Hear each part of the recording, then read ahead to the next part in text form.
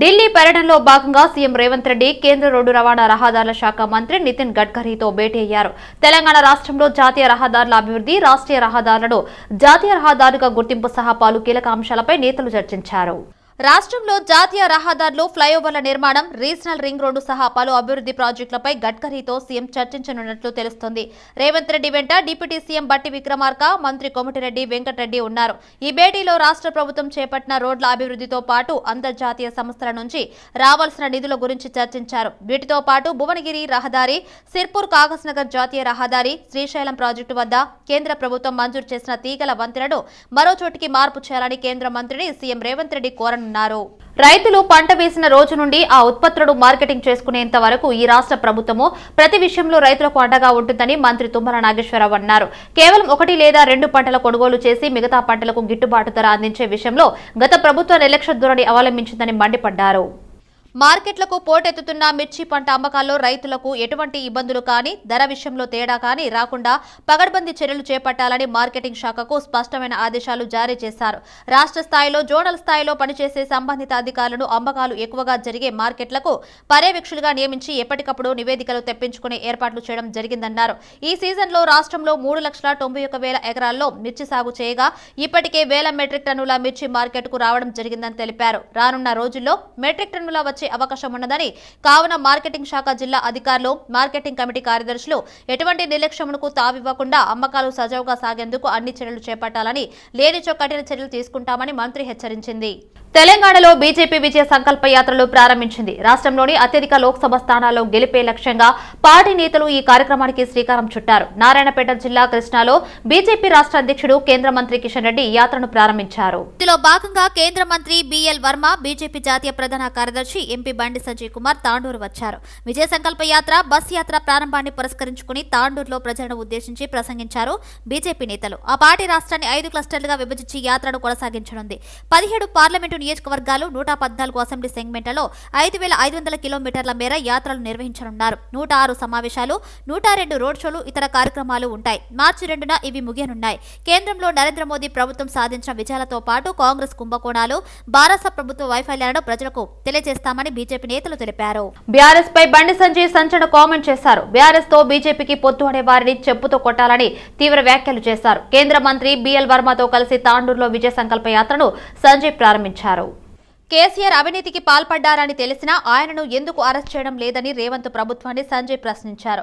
కేసీఆర్ కుటుంబ సభ్యుల ఆస్తులను ఎందుకు జప్తు చేయడం లేదని నిలదీశారు. కాంగ్రెస్, బీఆర్ఎస్ పార్టీల మధ్య లోపాయికారి ఒప్పందం ఉందని అన్నారు. ఎన్నికల హామీలను అమలు చేయని కాంగ్రెస్ ప్రభుత్వాన్ని అసెంబ్లీలో బీఆర్ఎస్ ఎందుకు ప్రశ్నించలేదన్నారు. ఆర్టికల్ 370ని రద్దు చేసిన ప్రధాని మోదీకి 370 పార్లమెంటు స్థానాలను గిఫ్ట్ గా ఇద్దామని బండి సంజయ్ పిలుపునిచ్చారు. హిందుత్వ కోసం, హిందూ ధర్మం కోసం పోరాడుతూనే ఉంటారని, హిందుత్వం గురించి మాట్లాడలేని రోజున రాజకీయాల నుంచి తప్పుకుంటారని బండి సంజయ్ అన్నారు. ఢిల్లీ కేసీఆర్ వీకిండా ఆడేం పెట్టాడు, ఈడేం పోర్చిండు, ఆడేం పోర్చిండు. కేసీఆర్ ఢిల్లీ పోతాడు, అట్లా పాకిస్తాన్ పోమని చెప్పారు. అర్థనాడా? అటే వీక్మని చెప్పాను, అటే వీక్మని చెప్పు. కేసీఆర్ ఢిల్లీ పోతాడు, బీజేపీ నాకు చర్చలు, ఈయనకి అపాయింట్మెంట్ ఎవడియాలా, ఎవడియాలి అపాయింట్మెంట్? నువ్వు సీఎం అప్పుడే తీసి కొడితే వాళ్ళకి రిటర్న్స్ రావు.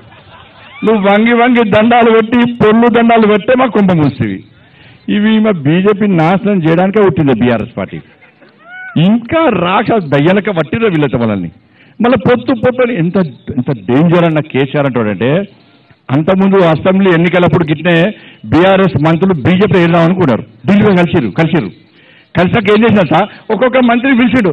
నాకు వ్యవసాయ శాఖ మంత్రి మోడీ గారు ఇస్తాను ఎప్పుడే చెప్పిండే నాకు, కాబట్టి మనం బీజేపీ కలుస్తున్నామే అని వాళ్ళకి కాపాడుకున్నాడు. మళ్ళీ ఇప్పుడు ఏమైందంటే బీఆర్ఎస్ పార్టీ ఎంపీలు, కొంతమంది ఎమ్మెల్యేలు బీజేపీలో చేరుతానని రాడ ఫ్యాక్ట్. ఇది చేరుతాను రాగానే మళ్ళీ చేసింది తెలుసా, ఒక్కొక్క ఎమ్మెల్యేని పిలిచి అన్న మనం బీజేపీతో పొత్తు పెట్టుకున్నావా, ఈయన నువ్వు అడిగినట్టు బీజేపీతో పొత్తు పెట్టుకున్నాసరికి ఈ ఎమ్మెల్యేలు ఆ గంగేత్రి ఊపినట్టు ఊపుతారు.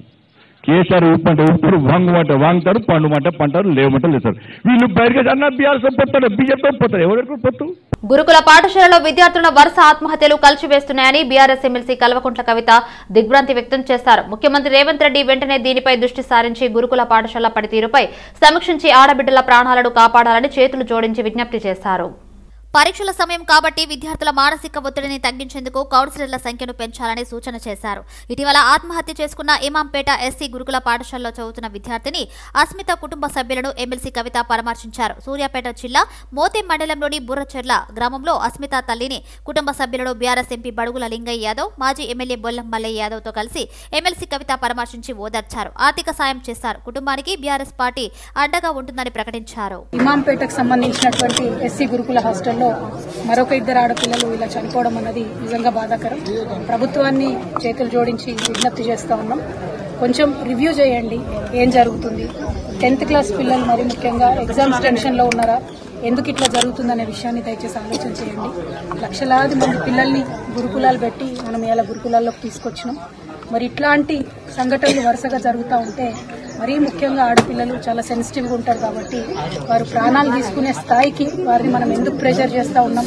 మరి గురుకులాల్లో ఏదైనా సిలబస్ బాగాలేదా, లేకపోతే కౌన్సిలర్స్ సంఖ్య తక్కువ ఉందా, లేకపోతే ఇంకేమైనా సౌకర్యాల వల్ల ఇబ్బంది ఉందా, ఇంకేదైనా రకమైన ఒత్తిడి ఉందా. దయచేసి ప్రభుత్వం ఇప్పుడు విద్యాశాఖకు సంబంధించి ప్రస్తుతం మంత్రివర్యులు లేరు కాబట్టి గౌరవ ముఖ్యమంత్రి వర్యులు ఒక్కసారి రివ్యూ చేసుకుంటే బాగుంటుందేమో. ఆడపిల్లల అంశం సెన్సిటివ్ అంశం, పైగా ఇప్పుడు ఎగ్జామ్స్ వచ్చేటటువంటి టైం కాబట్టి అన్ని సోషల్ వెల్ఫేర్ హాస్టల్స్ కూడా ఒక్కసారి రివ్యూ చేసుకుని కౌన్సిలర్స్ ని పటిష్టంగా పెట్టి పరీక్షల్లో అత్యధిక ఉత్తీర్ణత శాతం సాధించే విధంగా, విద్యార్థుల మీద ఉన్న మానసిక ఒత్తిడిని తొలగించే విధంగా ఉండాలని చెప్పి కోరుతా ఉన్నాను. అదేవిధంగా బర్కచెర్ల గ్రామస్తులందరికీ కూడా తెలియజేస్తా ఉన్నాము. మరి ఈ బిడ్డ కుటుంబానికి బీఆర్ఎస్ పార్టీ తరఫున మేమందరం కూడా అండగా నిలబడతాం. తెలంగాణ ప్రదేశ్ కాంగ్రెస్ పార్టీ సేవాదళ్ అధ్యక్షుడు మిద్దెల జితేందర్ జన్మదిన వేడుకలు ఘనంగా నిర్వహించారు. చంపాపేటలోని కేబుల్ ఆపరేటర్స్ అసోసియేషన్ రాష్ట్ర కార్యాలయంలో నిర్వహించిన జన్మదిన వేడుకల్లో సేవాదళ్ సభ్యులు, కేబుల్ ఆపరేటర్స్ అసోసియేషన్ సభ్యులు, కాంగ్రెస్ నాయకులు, కార్యకర్తలు పెద్ద ఎత్తున హాజరై శుభాకాంక్షలు తెలిపారు. అనంతరం మిద్దెల జితేందర్ ను గజమాలతో సత్కరించి శుభాకాంక్షలు తెలిపారు. రాష్ట్రంలో కాంగ్రెస్ పార్టీ అన్ని విధాలుగా అభివృద్ధి చేస్తుందని మిద్దెల జితేందర్ అన్నారు. కేబుల్ ఆపరేటర్స్ ఎదుర్కొంటున్న సమస్యలను ముఖ్యమంత్రి దృష్టికి తీసుకెళ్లి పరిష్కరించనున్నట్లు తెలిపారు. ఈ కార్యక్రమంలో తెలంగాణ రాష్ట్రంలోని 33 జిల్లాల సేవాదళ సభ్యులు, కేబుల్ ఆపరేటర్స్ అసోసియేషన్ సభ్యులు పాల్గొన్నారు. చాలా కాలం నుంచి నా బర్త్డే జరుపుకోవడం, నా పుట్టినరోజు జరుపుకోవడం చాలా సంతోషంగా ఉంది. ప్రతి సంవత్సరం వేలాదిగా కార్మికులు, కర్షకులు, నా అభిమానులు అందరు తరలివచ్చి ఈ కార్యక్రమాన్ని చేస్తారు. మరి నాపై ఈ కార్యక్రమపరంగా నాపై ఇంకా గురుతరమైన బాధ్యత ఉంది. మరి అదేవిధంగా రాష్ట్ర సేవాదళ్ అధ్యక్షుడిగా మరి బాధ్యతలు తీసుకోవడమైంది. దాని పరంగా ఎలక్షన్స్ రావడం, రాష్ట్రంలో గవర్నమెంట్ కూడా, ప్రభుత్వం కూడా ఏర్పడింది కాబట్టి రేవంత్ రెడ్డి గారి ఆధ్వర్యంలో ఈరోజు రాష్ట్ర ప్రభుత్వం మరి మంచి జరగాలి. చాలా కాలం తర్వాత కాంగ్రెస్ ప్రభుత్వం ఏర్పడింది. రాష్ట్రంలో ఉన్నటువంటి 4 కోట్ల ప్రజలకు మంచి జరిగే విషయంలో నేను కూడా తోడ్పాటును అందిస్తాను. అదేవిధంగా ఈరోజు కార్మికుల పరంగా ఉన్నటువంటి సమస్యల్ని కూడా ఇటు మెడికల్ అండ్ హెల్త్ కానీ, మరి అదేవిధంగా మిగతా చాలా కంపెనీస్ ఉన్నాయి. రైస్ మిల్లర్స్ ఉన్నారు, బిస్కెట్ ఇండస్ట్రీస్ ఉన్నారు, కెమికల్స్ ఇండస్ట్రీస్ ఉన్నారు, స్ట్రీట్ వెండర్స్ ఉన్నారు, అనేక రాష్ట్ర వ్యాప్తంగా కార్మికులు ఉన్నారు. మరి అదేవిధంగా ఈరోజు కేబుల్ వ్యవస్థ కూడా కొంత ఇబ్బందికరమైనటువంటి సమస్యలు మరి కూరుతుంది కాబట్టి దాన్ని కూడా గట్టెక్కించడానికి గత 30 సంవత్సరాల నుంచి కేబుల్ వ్యవస్థలో అతి తక్కువ రేటుకు 150 రూపాయలకు వినోదాన్ని అందిస్తుంటివి. దానికి రాష్ట్ర అధ్యక్షుడిగా పనిచేస్తున్నాను. మరి అది కూడా ఈరోజు కుంటుపడే పరిస్థితికి వచ్చింది కాబట్టి కేబుల్ వ్యవస్థని గట్టెక్కించడానికి కూడా తప్పకుండా ప్రయత్నం చేస్తాను. ఈ మధ్యకాలంలో అనేక కార్మిక సంఘాలు కూడా మరి నన్ను గౌరవ అధ్యక్షుడిగా పెట్టుకోవడం. తెలంగాణ ఉద్యమానికి శక్తినిచ్చిన నియోజకవర్గం షాద్నగర్ అని మాజీ మంత్రి సిద్దిపేట ఎమ్మెల్యే హరీష్ రావు అన్నారు. రంగారెడ్డి జిల్లా షాద్నగర్ నియోజకవర్గ బీఆర్ఎస్ పార్టీ కార్యకర్తల సమావేశానికి హాజరయ్యారు. బలిదశ తెలంగాణ పోరాటంలో షాద్నగర్ ప్రజలు ఉద్యమ స్ఫూర్తిని చాటారని ప్రశంసించారు. బీఆర్ఎస్ అధినేత కేసీఆర్ పిలుపునిచ్చిన ఉద్యమంలో ముందు నిలిచి పోరాడారని పేర్కొన్నారు. పోరాడి సాధించుకున్న తెలంగాణను కేసీఆర్ ఎంతో అభివృద్ధి చేశారని తెలిపారు. కానీ నేడు తెలంగాణ ఉద్యమకారులపై తుపాకీ ఎక్కుపెట్టిన వ్యక్తి సీఎంగా ఉన్నారని ఆవేదన వ్యక్తం చేశారు. కాంగ్రెస్ పార్టీ ఇచ్చిన హామీలను నెరవేర్చే వరకు ప్రజల తరపున కొట్లాడదామన్నారు. బీఆర్ఎస్ పార్టీనే తెలంగాణకు రక్ష అని రాబోయే పార్లమెంట్ ఎన్నికల్లో అందరం కలిసికట్టుగా పనిచేసి బీఆర్ఎస్ పార్టీని గెలిపించాలని పిలుపునిచ్చారు. 2 లక్షల రుణమాఫీని మోసం చేసే, 15,000 రైతు బంధు ఇస్తానని మోసం చేసే, వడ్లకు బోనస్ అని మోసం చేసే, 24 గంటల కరెంట్ ఇస్తా అన్నాడు, 15-16 గంటల కరెంట్ వస్తలేదు, మళ్ళీ మోటార్లు కాలడు మోపైంది. కాలుతలేవు మోటార్లు. కాంగ్రెస్ వచ్చింది, మోటార్లు కాలుతున్నాయి. మొన్న నాకు మరి జనార్దన్ రెడ్డి కలిసింది, ఏదో మన పార్టీ మీటింగ్ ఉంటే కలిసింది. నాగర్ కర్నూలు పోయిండట. ఎందుకంటే ఆడ కరెంటు మోటార్ల వైండింగ్ దుకాణం ఉండేది, ఏదో పేరు చెప్పిండు, ముస్తాఫానా ఏదో పేరు చెప్పిండు. ఆయన ఎప్పుడు మన మీద కోపం కూడా ఉండట. అరే మీ బీఆర్ఎస్ వచ్చింది, మా గిరాకీ బంద్ అయిందా, మీ బీఆర్ఎస్ వచ్చినాక నాకు కిరాయి వెళ్తలేదని గులుగుతుండేనట. మొన్న మా మర్రెన్నకు కలిసిండట. అనా ఇప్పుడు మళ్ళీ కాంగ్రెస్ వచ్చింది, ఫుల్ పని అన్న, చేతిండా పని, రోజు 10 మోటార్లు వస్తున్నాయి అన్నట. రాత్రి 10 దాకా పనిచేస్తున్నా, రోజు 10-15 కాలిపోయిన మోటార్లు వస్తున్నాయి, మా గిరాకీ మాత్రం కాంగ్రెస్ వచ్చింది, ఫుల్ గిరాకీ ఉన్నది అన్నాడు. ఏం గిరాకీ అంటే మోటార్లు కాలిపోతున్నాయి, వైండింగ్ దుకాణంకి వస్తున్నాయి. ఇప్పుడు ఇది ముచ్చట, కాంగ్రెస్ వచ్చింది, కరెంటు మోటార్లు కాలుతున్నాయి, మోపైంది ఊర్ల పనులు, లో వోల్టేజ్ వస్తుంది, ట్రిప్ అవుతున్నది, ట్రాన్స్ఫార్మర్లు కాలుతున్నాయి, మోటార్లు కాలుతున్నాయి, దొంగ రాత్రి కరెంట్ వస్తున్నది. మనకు 15-16 గంటల కరెంట్ రాని పరిస్థితి మళ్ళీ ఏర్పడ్డదా లేదా మీరు ఆలోచించండి. ఇప్పుడు రైతుల్లో చర్చ జరుగుతా ఉంది, మనం చెప్పడం వేరు, వాళ్ళ అనుభవం కదా. ఆ కేసీఆర్ ఉండగా రైతు బంధు వచ్చింది నిజం, కాంగ్రెస్ వచ్చినాక రైతు బంధు పడండి నిజం. కేసీఆర్ ఉండగా 24 గంటల కరెంట్ వచ్చింది నిజం, కాంగ్రెస్ వచ్చినాక 15-16 గంటల కరెంటు రాంది నిజం. అంతేనే కదా. ఇలా ప్రజలకు వాళ్ళకి అర్థమవుతున్నది. మనం కూడా ఈ విషయాన్ని ప్రజల్లోకి గట్టిగా కార్యకర్తలు తీసుకొని పోవాలని చెప్పి కూడా నేను కోరుతా ఉన్నాను. ఇలా రైతులే కాదు, మొన్న మేము అసెంబ్లీలో అడిగినా, మీరు నిరుద్యోగ యువతకు నిరుద్యోగ భృతి ఇస్తా అన్నారు కదా, ఎప్పటి నుంచి ఇస్తారు బట్టి విక్రమార్క గారు అని. ప్రభుత్వ కళాశాలలో చదివే విద్యార్థులకు స్కాలర్షిప్లు అందించేందుకు కార్పొరేట్ సంస్థలు ముందుకు రావడం అభినందనీయమని ఎమ్మెల్సీ మహేష్ కుమార్ గౌడ్ అన్నారు. హైదరాబాద్ బేగంపేట్ ప్రభుత్వ మహిళా డిగ్రీ కళాశాలలో మలబార్ గోల్డ్ అండ్ డైమండ్స్ ఆధ్వర్యంలో విద్యార్థులకు చెక్కులను అందజేశారు. ఏపీ తెలంగాణలో చదువుతున్న 1192 మంది విద్యార్థులు ఒక్కొక్కరికి 10,000 రూపాయల చొప్పున 98,70,000 రూపాయల చెక్కులను అందించారు. సామాజిక సేవా కార్యక్రమంలో భాగంగా ప్రతి ఏటా పేదల గృహ నిర్మాణం, విద్య, వైద్యం, పర్యావరణ పరిరక్షణ, మహిళా సాధికారతకు తమ సంస్థ 5% కేటాయిస్తుందన్నారు. తెలంగాణలో స్కాలర్షిప్ల ద్వారా 19,000 మంది విద్యార్థులకు 12.5 కోట్ల రూపాయలు అందించినట్లు మలబార్ గోల్డ్ అండ్ డైమండ్స్ ప్రతినిధులు తెలిపారు. In fact, it's a great privilege to be present in a historic college.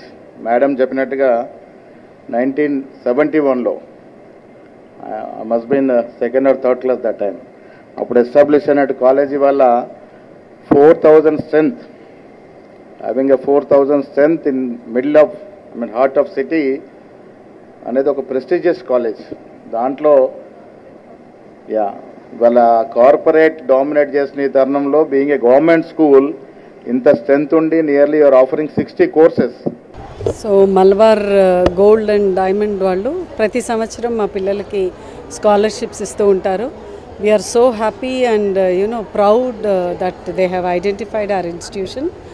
This year also 105 students are receiving this scholarship. It's a huge amount for them. The kind of students we get, 10,000 rupees scholarship రావడము, they will be able to dream about their future. వాళ్ళు ఇమీడియట్గా PG courses fees కట్టడానికి దానికి అన్నిటికీ కూడా ఉపయోగపడతాయి. Thank you so much sir. I wish that year after year more number of students from my college will receive this scholarship. Thank you. అందరికీ నమస్కారం. నేను అజయ్ కుమార్, ఇక్కడ showroom manager Malabar gold and diamonds, Somajiguda, Hyderabad. అయితే ఇక్కడ మనకు వచ్చేసి అయితే ఉందో, మనకి హైదరాబాద్లో అండ్ సికింద్రాబాద్లో మనకి గవర్నమెంట్ కాలేజెస్, దాంట్లో మనకి 1192 స్టూడెంట్స్కి 1192 స్టూడెంట్స్ మందికి మనము దాదాపు 98,70,000 వరకు అందరికీ అమౌంట్ అనేది స్కాలర్షిప్ రూపంగా మనకి ఇవ్వబడుతుంది. ప్రతి సంవత్సరం అనేది ఏదైతే ఉందో మనకి ఎడ్యుకేషన్ మీద ఏదైతే మనకి 5% అనేది ఆప్షన్ ఉందో ఆ ప్రకారం మనం చేసిస్తూ ఉంటాం అనమాట. ఇంకా నెక్స్ట్ వచ్చేసి మనం మామూలుగా మలబార్ గోల్డ్ అనేది ఏదైతే ఉందో రిటైల్ ఇండస్ట్రీలో మనం రెగ్యులర్గా మన ఇప్పుడు ఇంతకుముందు కూడా మీడియాలో వచ్చే ఉంటుంది, మాది నెంబర్ 1 షోరూమ్ అనేది ప్రకారంగా నడుస్తుంది. సో ఇప్పుడు వచ్చేసి మీకున్న మన స్టూడెంట్స్ ఉన్న గ్రేట్ సపోర్ట్తోని, మన కాలేజ్కి ఉన్న సపోర్ట్తోని, ఇంకా స్టూడెంట్స్ ఉన్న ఎడ్యుకేషన్ మీద కొంచెం ఇంపార్టెన్స్ ఇస్తూ దాన్ని బేస్ చేసి మనకి మామూలుగా స్కాలర్షిప్ అనేది ఇస్తూ ఉంటున్నాము. ఇంకా నెక్స్ట్ ఇంకా ఫర్దర్ కూడా గాడ్ బ్లెస్సింగ్స్ మనకు అయితే మేము ఇలానే చేద్దామని చెప్పేసి మనస్ఫూర్తిగా కోరుతున్నాం. గురుకుల ఉపాధ్యాయుల నియామకాలలో అపరోహణ క్రమం పాటించాలని గురుకుల ఉపాధ్యాయ సెలెక్టెడ్ అభ్యర్థుల ఆధ్వర్యంలో హైదరాబాద్ ఇందిరా పార్క్ వద్ద ధర్నా నిర్వహించారు. ఈ సందర్భంగా మారగోని సైదులు గౌడ్, నిరుద్యోగ హక్కుల వేదిక నాయకులు అశోక్ మాట్లాడారు. గురుకులాల్లో ఏకకాలంలో భర్తీ చేస్తున్న ఉపాధ్యాయ నియామకాలలో అవరోహణ క్రమం పాటించకుండా 2-3 ఉద్యోగాలకు సెలెక్ట్ అయిన అభ్యర్థుల నుండి ఇన్కమ్ స్టేట్మెంట్ తీసుకోకుండా నియామకాలు చేపట్టడం వల్ల కొన్ని ఉద్యోగాలు బ్యాక్ లాగులుగా మిగిలిపోతున్నాయని ఆవేదన వ్యక్తం చేశారు. వెంటనే గురుకుల ఉపాధ్యాయుల నియామకాల్లో అవరోహణ కార్యక్రమం పాటించి నియామకాలు చేపట్టాలని డిమాండ్ చేశారు. ఇప్పుడు కింద స్థాయి వాడి పరిస్థితి ఏంటి? అలా అనుకున్నప్పుడు కామన్ గా మీరు పరీక్షలు ఎందుకు పెట్టాలి? ఆ TGT third paper content paper ఎంత కష్టంగా వచ్చిందంటే మరి అది నెట్ సెట్ JLDL రాసేటటువంటి ఆ స్థాయిని మీరు టీజీటీ పేపర్ పెట్టారు. మరి టీజీటీ పేపర్ ఎవడు 5th, 6th, 7th class 8th class teach చేసేటటువంటి టీచరు టీజీటీ పేపర్ రాస్తుంది. మరి 6th, 7th, 8th టీజీటీ రాసేటటువంటి విద్యను అందించేటటువంటి ఒక ఉద్యోగికి మీరు నెట్ సెట్ లెవెల్ కంటెంట్ తీసుకొచ్చి మీరు పెట్టి చివరికి దాన్ని కూడా మాకు ఆ పోస్ట్ కూడా లేకుండా మాకు కడుపు కొట్టాలని చూస్తున్నారు. ఇది ఎంత ఘోరం అండి, ఇది చాలా ఘోరం. మేము మా బాధ అనేది బయటికి రావట్లేదు, కానీ ఇక్కడ ఉన్నటువంటి ప్రతి ఒక్క గురుకుల అభ్యర్థుల్లో ఆ గోస అనేది మీకు అర్థం కాదు. ఈ ఎలక్షన్ కోసము మా జీవితాలను బలి చేసిరు మీరు. ఇప్పుడు చూడండి, ఇప్పుడు ఇంతమంది రోడ్డు మీద రావడానికి కారణం ఎవరు అని మేము బోర్డుకి వెళ్ళి అడిగితే ఏమంటారంటే మా చేతిలో ఏమీ లేదు, గవర్నమెంట్ ఆర్డర్ ఉంది, మేము అందుకే అది ఫాలో అప్ అయ్యి ఏది తొందరగా రిజల్ట్ ఉంటే ఇవ్వమని చెప్పారు, అందుకే మేము పీజీటీ ఇచ్చినాము అని చెప్తున్నారు. పీజీటీ ఇచ్చే ముందు మా జీవితాల గురించి ఆలోచించిరా మీరు? కనీసం మీరు చెప్పాలి కదా ప్రభుత్వానికి, అవును ఈ ప్రకారం ఇస్తే పిల్లలు నష్టపోతారు, అవన్నీ బ్యాక్లాగ్ అయిపోతాయి పోస్టులని మీరు చెప్పాలి. ఫస్ట్ మీరు చెప్పలేదు. సరే సిఎస్ మేడం ఉన్నారు, మిగతా వాళ్ళు పై అధికారులు ఉన్నారు, మీరు చెప్పొచ్చు కదా, మీరు వివరించుకోవద్దు. మీరు సమీక్ష చేసుకున్నప్పుడు ఇవన్నీ మీరు ఎందుకు మాట్లాడుకోలేదు? దీనివల్ల చాలా 3,000 నుంచి 3,500 బ్యాక్లాగ్స్ ఏర్పడుతున్నాయి. మేము చేసే డిమాండ్ ఏమంటే మీరు స్వార్థపూరితమైన రాజకీయాల కోసం మా జీవితాలు బలి చేయకండి. మున్ముందు ఎలక్షన్స్ ఉన్నాయి, మీరు ఎలక్షన్ కోసమే కదా ఈరోజు చేస్తున్నారు. దెబ్బ మాత్రం గట్టిగా పడుతుంది. ఇంతకుముందు ప్రభుత్వాన్ని ఎట్లా కొట్టినామో ఇప్పుడు కూడా మిమ్మల్ని కూడా అట్లే గద్దె దించుతాం, మర్చిపోకండి. రాజ్యసభ సభ్యుడిగా ఎన్నికైన అనిల్ కుమార్ యాదవ్ తన అనుచరులతో కలిసి హైదరాబాద్ లో భారీ ర్యాలీ నిర్వహించారు. ఆదర్శ్ నగర్ లోని న్యూ ఎమ్మెల్యే క్వార్టర్స్ నుంచి గాంధీ భవన్ వరకు తలపెట్టిన భారీ ర్యాలీలో పెద్ద ఎత్తున కాంగ్రెస్ పార్టీ నాయకులు, కార్యకర్తలు పెద్ద ఎత్తున తరలివచ్చారు. అనంతరం వివిధ రకాల డప్పు చప్పులు, కళాకారుల నృత్యాలు, దున్నపోతుల విన్యాసాలు, ఒంటెలు, టపాసులు చప్పులతో ర్యాలీ కొనసాగింది.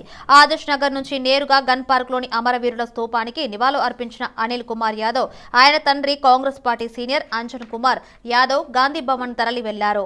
మీర్పేట్ మున్సిపల్ కార్పొరేషన్ పరిధిలో సంతూ సేవాలాల బంజారా సంఘం కోసం గతంలో ప్రభుత్వం భూమిని కేటాయించారు. అక్కడ చుట్టూ బౌండరీ నిర్మించుకున్నారు బంజారా సంఘం నాయకులు. 2 రోజుల క్రితం ఎమ్మెల్యే సబితా ఇంద్రారెడ్డి చేతుల మీదుగా పూజా కార్యక్రమం నిర్వహించారు. అయితే చుట్టూ ఉన్న కంపను రెవెన్యూ అధికారులు కూల్చారు. దీనికి బంజారా సంఘం నాయకులు అడ్డుకోగా పరిస్థితి ఉద్రిక్తంగా మారింది. రంగారెడ్డి జిల్లాలో అంగన్వాడీ టీచర్లు, హెల్పర్స్ యూనియన్ CITU ఆధ్వర్యంలో కలెక్టర్ కార్యాలయం ముందు ధర్నా చేపట్టారు. పనిచేస్తున్న అంగన్వాడీ టీచర్లకు, ఆయాలకు పెండింగ్ లో ఉన్న 3 నెలల వేతనాలు విడుదల చేయాలంటూ నిరసన తెలిపారు.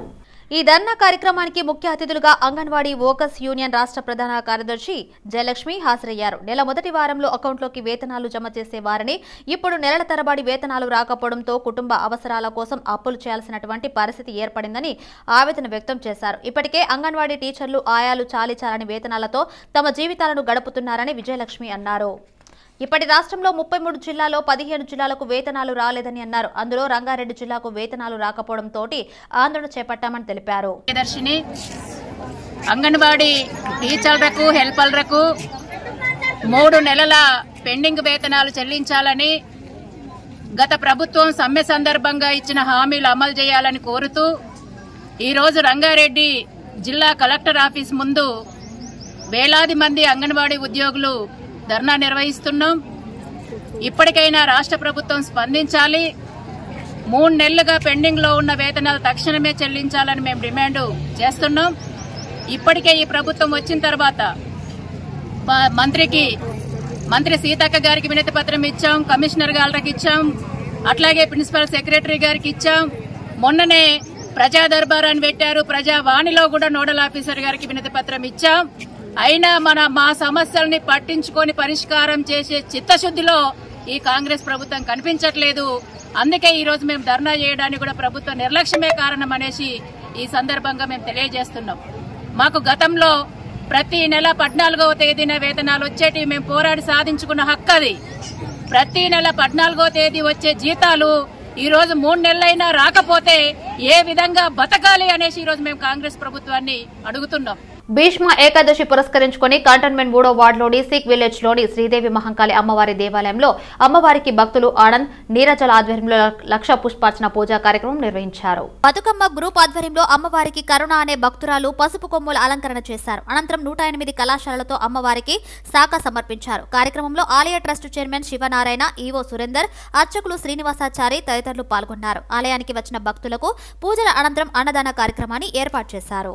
దేవాలయం 1860 నుంచి పురాతనమైన దేవాలయం సిక్విలేన్లో వెలిసినది.